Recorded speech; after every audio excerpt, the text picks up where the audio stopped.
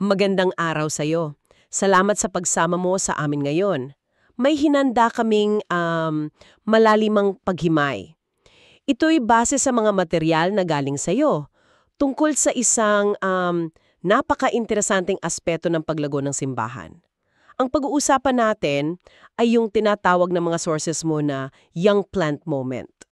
Oo. Yung mga unang buwan. Oo, yung mga pinakaunang buwan o taon ng isang bagong tatag na community ng pananampalataya. Alam mo ba, base sa mga nabasa namin, itong panahong ito, yung simula, ay higit pa raw na kritikal para sa pangmatagalang kalusugan sa tibay ng simbahan. Higit pa sa ibang factors. Oo, kesa raw sa galing ng pastor mangaral o kahit sa laki ng budget nila. Yung analogy nga, parang isang batang halaman o sapling. Tama. Yung sapling analogy. Nakaka-excite isipin yung bagong buhay, di ba? Pero kasabay nun, andun din yung pagiging, alam mo yun, napaka-delikado at marupok ng mga simula.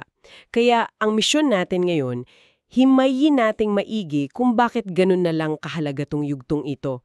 Ano yung mga critical na sangkap at ano yung mga practical na aral na pwede mong makuha rito. Okay, simulan na natin. Tama ka dyan. Kasi kadalasan ang napapansin lang natin, di ba, yung sigla. Yung energy sa umpisa. Yung excitement. Oo, yung excitement ng mga tao, yung bago. Pero ayon sa mga material mo, hindi nakikita ng marami na sa ilalim nito, sa mga unang linggo at buwan, doon pala nabubuo yung pinakapundasyon. Yung mga maliliit na desisyon, yung mga nabubuong kaugalian, yung unti-hunting nahuhubog na kultura. Ito pala yung magdidikta kung ang simbahan ba ay lalagong matatag, malusog, o kung ito ba'y unti-unting manghihina o baka nga mamatay pa. Grabe. May isang linebon na tumatak talaga sa akin eh. What feels small and flexible today will harden into patterns. Kumbaga, yung parang maliit lang ngayon, madaling baguhin, pwedeng tumigas, maging permanent na pattern na. Mahirap nang baguhin. Oo, mahirap nang baguhin sa inaharap. Kaya mahalaga para sa'yo na maunawaan itong dynamics na ito. Lalo na ngayon, di ka? Medyo komplikado ang sitwasyon para sa mga nagsisimulang simbahan. Wow! Napaisip ako dun sa hardening into patterns. Yung ideya na parang sapling talaga, no? Na sa mga unang taon, nakasalala yung future niya at hindi raw ito primarily sa ganda ng worship o sa karisma ng leader. Hindi lang yon. Kundi sa kung paano inalagaan yung mga pinakaunang bahagi. Nakakaintriga, no?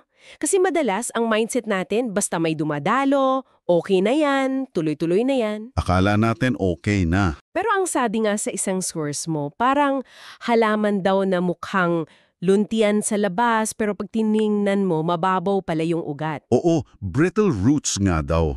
Mukhang vibrant pero kulang sa lalim. Yung lalim pala, hindi lang yung itsura. At dito pumapasok yung konsepto ng DNA ng simbahan na binibigyang diin sa mga sources mo. Hindi lang yung mga aktibidad yung tinitingnan, kundi yung pinakaubod. Yung genetic code, kumbaga, na nabubuo sa simula pa lang. Sa mga unang buwan na ito daw kasi, nahuhubog. Paano ba talaga yung discipleship? Hindi lang yung program, kundi yung aktwal na nangyayari. Yung totoong paghubog. Oo, gaano kalino yung mission sa bawat isa? O slogan lang ba sa pader? At ito, napaka-importante, may shared ownership ba? Yung pakiramdam ng mga miyembro, kasama ba sila? O lahat ba nakasentro lang sa iisang leader? Delikado yun. Ito raw yung critical na panahon para hubugin yung identidad. Sino ba tayo? Yung kultura, paano ba tayo namumuhay bilang komunidad? At yung mga landas ng paglago na magkakaroon ng epekto dekada-dekada. At bakit lalong mahalaga ito ngayon? Kasi nga, pabago-bago ang landscape. May mga lugar na mas mahirap, mas hostile, meron namang maraming opportunity. Oo nga. Sa alinmang sitwasyon, kailangan daw ng mga leader na tunay na nakakaunawa kung paano aalagaan itong young plant para hindi masayang. Okay, so malinaw na yung konsepto, yung urgency, pero saan ba nanggagaling yung ideya na ganito to kahalaga? Management principle lang ba to o may mas malalim pa? Magandang tanong yan. At dito nga papasok yung sinasabi sa sources mo. Hindi lang ito basta strategy galing sa business world. Okay. Malalim daw ang ugat nito sa Biblia mismo. Parang nandun na pala yung blueprint. Okay. Eto na yung exciting na part kasi binabanggit nila yung mga pamilyar na talinghaga ni Jesus. Oo, yung mga parables. Una, yung sa manghahasik. Hmm. Mateo 13, naalala mo yon? Yung buto sa iba't ibang lupa, Ang emphasis daw dito, hindi lang yung buto, kundi yung lupa. yung kondisyon ng lupa. Tama, sabi sa isang analysis, early zeal without deep roots can be squandered on shallow ground. Hmm. Yung sigasig, kung mababaw ang ugat, masasayang lang. Sayang yung energy. Pangalawa, yung butil ng mustasa. Hmm. Mateo 13 din. Yung pinakamaliit na buto, nagiging malaking puno. Ang punto raw, grabe yung potensyal kahit maliit ang simula. Pero, Kailangan ng tamang environment at panahon, hindi instant. exactly, hindi instant. Pangatlo, yung sinabi ni Pablo sa 1 Corinto 3, yung pagtatanim at pagdidilig. Sabi niya, siya nagtanim, si Apolos nagdilig. Pero Diyos ang nagpapatubo. Oo. Malinaw dito na may responsibilidad tayo, mga gardeners kumbaga. Pero Diyos pa rin ang nagpapatubo. Hindi pwedeng pilitin. Balance yun eh. Soberanya at responsibilidad. Tapos binabanggit din yung mga ritmo sa Acts 2, yung mga gawain ng unang simbahan, turo, fellowship, pagkain, panalangin. Ito raw yung root system nila, yung nagpapatibay. Yung mga habit nila. Pati yung puno ng ubas at mga sanga sa Juan 15, yung abiding kay Kristo ang susi para magkabunga, hindi sa sariling lakas. Fundamental yon. At syempre, yung kay Timoteo at Tito, paghubog ng leader.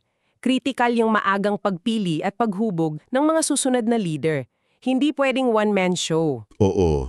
At kung pagtatagpi-tagpil natin tong mga biblical insights na to, makakabuo tayo ng tinatawag nilang theological grid. Parang isang balangkas ng paniniwala na gumagabay dito sa pag-aalaga ng young plant. Ano yung mga key elements nun? Parang butil ng mustasa. Pangalawa, yung tungkulin ng leader, hindi lang mag-organize, parang hardinero. Aalagaan yung lupa o kultura, poprotektahan yung usbong, magtuturo ng malalim na ritmo para tumibay. Parang gardener nga. Pangatlo, yung balance ng soberenya ng Diyos at responsibilidad ng tao. Hindi pwedeng isa lang. Pang-apat, yung pagiging covenant community, yung pagiging bayan na may tipan sa Diyos at sa isa't isa. May commitment, may accountability, hindi lang basta social club. Importante yan. Panglima, yung incarnation. Paano nagiging totoo yung aral sa araw-araw na buhay, hindi lang teorya. At panghuli, yung diin dapat sa reproducibility. Ang goal, hindi lang lumaki, kundi makapag-multiply ng ibang healthy communities na may healthy DNA. Grabe ang lalim pala talaga ng basehan, hindi lang basta church growth hacks. Ngayon, para mas maintindihan natin sa practical na level, ginamit din sa sources mo yung analogy ng halaman mismo. Parang dinisect nila yung simbahan gamit ang parts ng halaman. Pwede mo bang i-explain yon? Oo, maganda tong analogy na to para ma-visualize natin. Una, yung seed o buto, ito yung vision at integridad ng ebanghelyo. Malinaw ba? Consistent. Nauulit, ito yung genetic code. Yung pinakamensahe. Oo. Pangalawa, yung soil o lupa, ito yung kultura at kapaligiran. Gaano ka hospitable? Transparent ba? O baka toxic? Yung may chismis, leader dependence, puro palabas lang? Yung environment. Importante yan. Pwedeng ganda ng buto, pero kung toxic ang lupa, wala rin. Pangatlo, yung roots o ugat. Ito yung discipleship at doktrina. Paano pinapalalim ang mga tao? Hindi lang one-time event to. Kailangan tuloy-tulong na turo, spiritual practices at covenant relationships. Yung malalim na ugnayan. Ito yung nagpapatibay. Tama. Pang-apat, yung shoot and leaves o usbong at dahon. Ito yung nakikita worship, community life, small groups, sakramento. Importante, pero dapat bunga to ng malusog na ugat at lupa. Hindi pwedeng puro dahon lang. Gets ko, yung visible part. Oo. Panglima, yung gardeners o mga nag-aalaga. Yung liderato at istruktura. Sila nagsiset ng temperatura, ng ritmo. Ang tanong, naglilingkod ba sila o dominante? Yung mga leader. Panganim, yung watering and pruning o pagdidilig at pagtatabas. Ito yung pagtuturo at pagtatama. Yung pruning hindi parusa, kailangan para sa mas healthy na paglago. Masakit minsan, pero kailangan. Para sa pagbunga. Oo. At mahuli, yung external climate o panlabas na klima.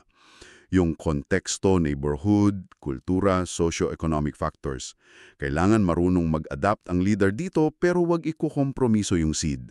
Napakakalinaw nung analogy. Talagang interconnected lahat.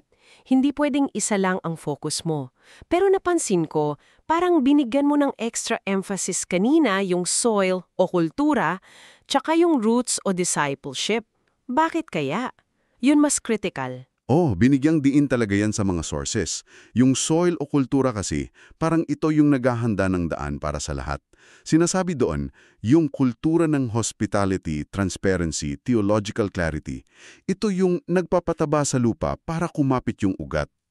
Okay. Para healthy yung environment. Exactly. Sa kabilang banda, yung mga toxic patterns, chismis, leader dependence, puro performance, para daw itong lason sa lupa, weed killer, pinipigilan yung tunay na paglago, at yung roots o discipleship naman, critical, kasi ito yung nagbibigay ng tibay at sustansya. Hindi ito program lang. Kailangan ng sustained, tuloy-tuloy na pagtuturo, intentional na pagsasabuhay ng spiritual practices para lumalim ang pundasyon. Para makayanan yung mga pagsubok. Oo.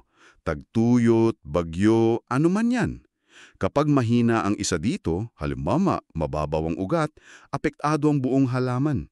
Kahit ganda pa ng leaves o worship service tuwing linggo, it's all interconnected. Hindi pwedeng paghiwalayin. Okay, gets ko na. So kung ganito kahalaga at kasela ng young plant movement at ang daming parts na kailangang bantayan, paano naman ito isasagawa? Parang overwhelming. May binigay ba silang parang gabay o roadmap para sa iyo ay lang nakikinig? Ano ang practical application nito? Meron naman. Nagbigay sila ng parang practical blueprint.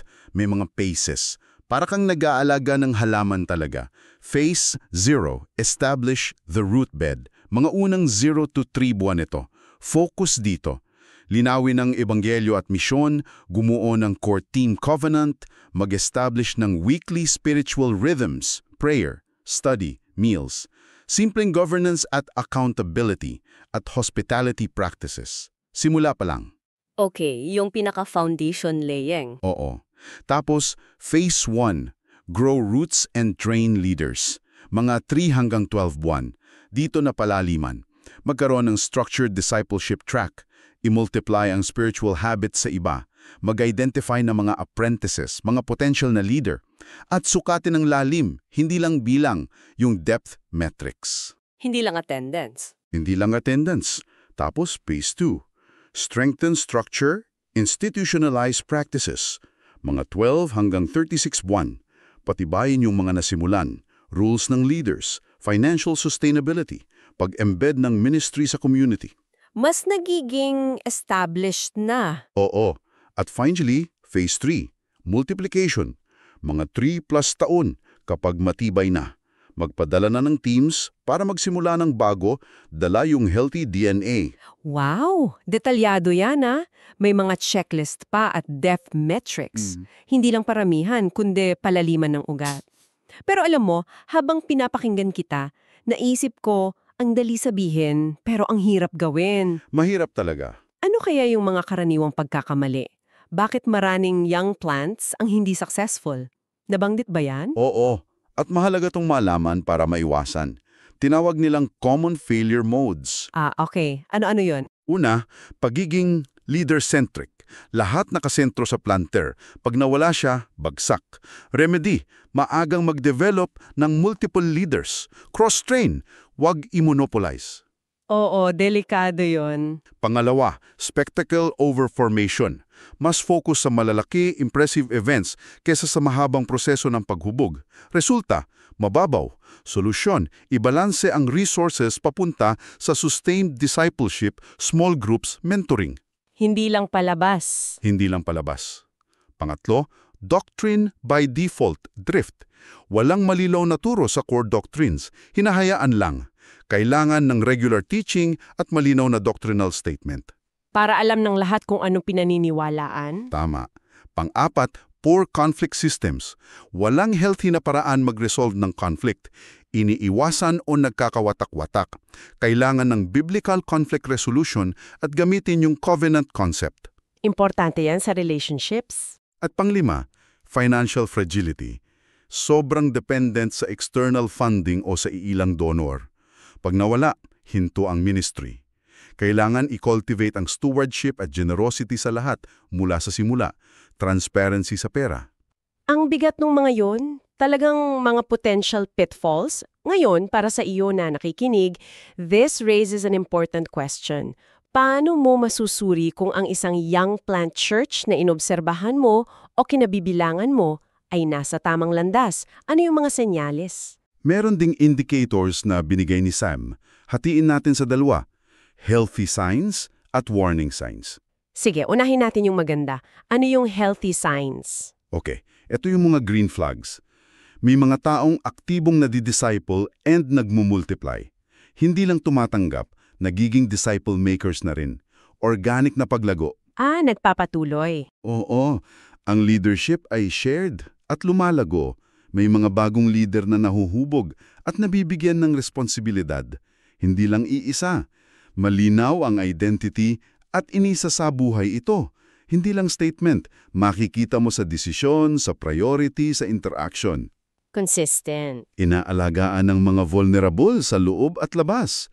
May malasakit sa miyembro at sa community. May outreach. At may nakikitong saya at tatag sa gitna ng pagsubok. Hindi walang problema. Pero may resilience, may pag-asa, may pagtutulungan. Okay, yan ang mga gusto nating makita. Ngayon, yung kabaligtaran, ano naman yung mga warning signs or red flags? Ito naman yung mga dapat bantayan. Mataas ang churn ng volunteers at leaders. Palaging may umaalis o burnout. Senyales ng problema sa leadership, kultura o sustainability. Yung churn yung mabilis na palitan. Oo, parang revolving door. Parang ganun, maganda ang vision pero walang struktura o sistema para maisakatuparan ito. Puro salita, walang plano, hanggang drawing lang. Walang execution. Laganap ang spiritual consumerism. Maraming dumadalo lang para makakuha pero walang involvement, commitment, service. Parang customer lang. Attend lang. May mga paulit-ulit na konflikto na hindi nare-resolva ng maayos. Laging may unresolved issues sa kaluanan o hindi ginagamit ang biblical principles, nagkakapaksyon. At yung kultura na all eyes on the planter o sa senior leader. Lahat umiikot sa isang tao. Personality dependent. Delikado yan long term. Napaka-practical niyan. Talagang diagnostic tools para sa iyo na nag-oobserva o kasali. Pag nilayan mo alin sa healthy signs ang nakikita mo? O may warning signs ka bang napapansin? Mahalaga tong refleksyon. Oo, napakahalaga. Kasi babalik tayo sa pinakamensahe. Itong young plant moment. Yung mga unang taon. Hindi basta-basta. Sobrang kritikal. Kailangan talaga ng sadyang pag-aalaga. Intentional. Sa ugat, disiplina, doktrina. Sa lupa, kultura. Sa DNA, vision, gospel, sa healthy practices. Balik sa sapling. Oo, inaalagaan ba para maging matibay na puno na magbibigay lilim at bunga? O hinahayaan lang na mauwi sa pagiging mahina o pagkabulok? Yung mga desisyon at aksyon o kawalan nito sa panahong ito ang magdidikta. At may isang mahalagang pag-iisip pa dito. Yung pagtingin sa simbahan hindi lang bilang organisasyon, Kundi isang buhay na organismo. Isang ecology, lahat magkakaugnay. tama, isang ecology. Eksakto. At kapag ganito ang pananaw, mas maiintindihan natin na ang maayos na stewardship dito sa young plant stage ay may pangmatagalang epekto. Hindi lang sa sustainability ng simbahan, pati sa pagiging interdependent ng mga miyembro, sa pagpapatuloy ng pananampalataya sa next generation, healthy DNA ba ang maipapasa? At sa contribution sa kabutihan ng community. Hindi ito isolated. Napakagandang paglalahat niyan. Talagang systemic at pangmatagalang ang epekto ng simula.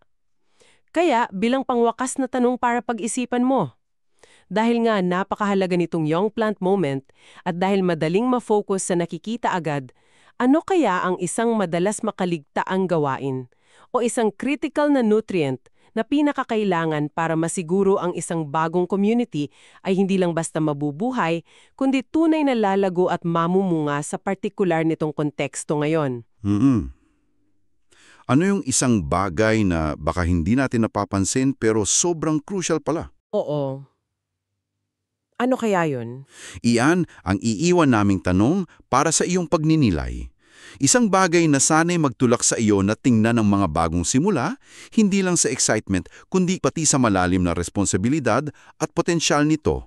Maraming salamat sa pagsama mo sa amin sa malalimang paghimay na ito. Hanggang sa susunod!